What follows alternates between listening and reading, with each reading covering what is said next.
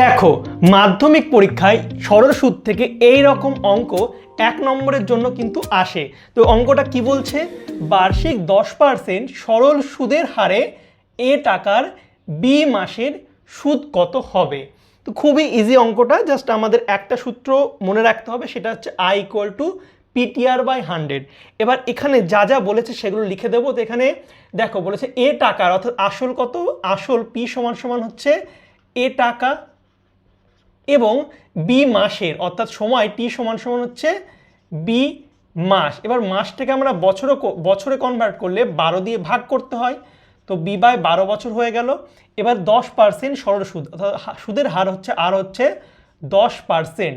তাহলে আমাদের যেটা বার করতে হবে সেটা হচ্ছে আয়, সুদ, অর্থাৎ আয় সমান PTR/100, এটা আমরা জানি। এবার এখানে আমরা ভ্যালুগুলো পুট করে দেব। পি হচ্ছে কত, এ, টি এর মান হচ্ছে বি/12, আর এর মান হচ্ছে 10, এবং নিচে ছিল 100।